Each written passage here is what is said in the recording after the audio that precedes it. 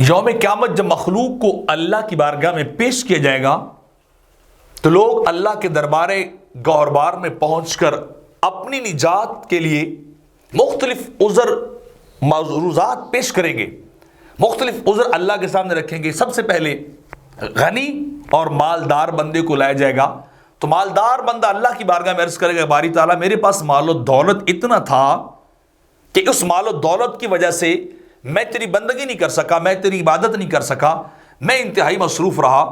تو اس غنی اور مالدار آدمی پہ اللہ سلیمان علیہ السلام کو بطور حجت کے پیش کرے گا، گواہ کے پیش کرے گا، اور رب کائنات فرمائے گا کیا تو ان سے بھی زیادہ مالدار تھا؟ کیا تیرے پاس سلیمان علیہ السلام سے بھی زیادہ دولت دنیا تھی؟ انہیں تو مالداری نے، انہیں تو دولت نے، دنیا نے جو ہے میری بندگی سے، میری عبادت سے کبھی نہیں روکا، بلکہ یہ میری بندگی اور عبادت جب وہ کرتے رہے تو کیا تو ان سے بھی زیادہ مصروف اور مالدار تھا؟ تو ان سے بھی زیادہ دولت مند تھا کہ تیری دولت نے تجھے میری عبادت سے روکا؟ جب انہیں میں نے روئے زمین کی بادشاہی دی اور اتنی بادشاہت کے باوجود یہ میری بندگی اور عبادت کرتے رہے، تو پھر تو نے میری بندگی اور عبادت کیوں نہیں کی؟ پھر غلاموں کو لایا جائے گا، ان سے پوچھا جائے گا کہ بتاؤ تم نے اپنی زندگی کیوں ضائع کی؟ کیوں نہیں تم نے اللہ کی بندگی کی؟ کیوں نہیں عبادت کی؟ اللہ کا حق کیوں نہیں ادا کیا؟ تو وہی بطور عذر کے اللہ کے دربار میں کہیں گے ہم غلام تھے، ہمیں غلامی نے، سلیوری نے مصروف رکھا، ہم تیری بندگی نہیں کر سکے۔ تو اللہ ان پر صاحب حسن و جمال نبی یوسف علیہ السلام کو بطور دلیل اور حجت کے پیش کرے گا، اور رب کائنات فرمائے گا کیا تم ان سے بھی زیادہ غلامی اور قید گزار کے آئے تھے؟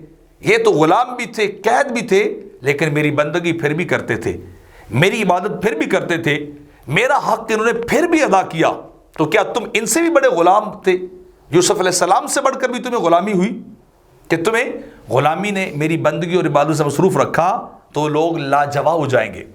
تیسرے وہ لوگ فقراء آئیں گے، فقیر غریب آئیں گے، اللہ رب العزت ان سے پوچھے گا تم نے میری عبادت، میری بندگی کیوں نہیں کی؟ میں نے تمہیں پیدا ہی بندگی اور عبادت کے لیے کیا۔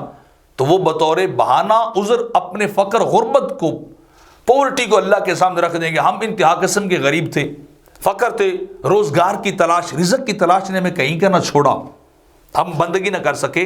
تو ان کے مقابلے میں عیسیٰ علیہ السلام کو اللہ لائے گا، یہ فقیرانہ زندگی گزار کے آئے، میرے نبی گھر تک نہیں بنائے انہوں نے، کیا تم ان سے بھی زیادہ فقیر تھے؟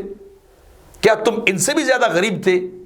کیا تمہارے پاس ان سے بھی زیادہ کمی تھی مال کی جو تم بندگی نہیں کر سکے؟ تو فقراء بھی لاجواب ہو جائیں گے۔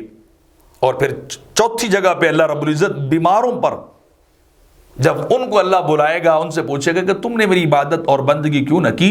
تو کہیں گے باری تعالیٰ بیمار تھے، مرض تھا، تکلیف تھی، درد تھا، دکھ تھا، ہم تیری بندگی نہیں کر سکے۔ تو اللہ ایوب علیہ السلام کو لائے گا ان کے سامنے اور ان سے فرمائے گا کہ کیا تم ایوب، میرے بندے ایوب سے بھی زیادہ بیمار اور تکلیف والے تھے؟ کیا تمہیں زیادہ درد تھا میرے ایوب سے کہ جو تم عبادت نہ کر سکے؟ یہ تو بیماری کے باوجود بھی سجدے کرتے رہے، یہ تو مرض کے باوجود مجھے یاد کرتے رہے، یہ تو درد اور تکلیف کے باوجود بھی میرا حق ادا کرتے رہے، کیا تم ان سے بھی زیادہ گئے گزرے تھے؟ تو اس وقت بیمار بھی لاجواب ہو جائیں گے، جواب نہیں دے سکیں گے، خاموش ہو جائیں گے۔ تو قیامت کے دن یہ چار طرح کے احباب، چار طرح کے لوگ جو ہیں انبیاء بطور گواہ حجت کے لوگوں پہ پیش کیے جائیں گے۔ آپ جیسا اس کی بارگاہ میں بہانہ کریں گے، وہ اسی طرح کے شخص نبی کو یا فرد کو سامنے لا کے کھڑا کر کے ان کی دلیل کو ختم کر دے گا اور ان کے لیے اتمام حجت کر دے گا کہ دنیا میں اگر ہم نے تمہیں بھیجا تھا وما خلقت الجن والانس الا لیعبدون، مقصد واحد تخلیق کا یہی تھا کہ اللہ کی بندگی کی جاتی۔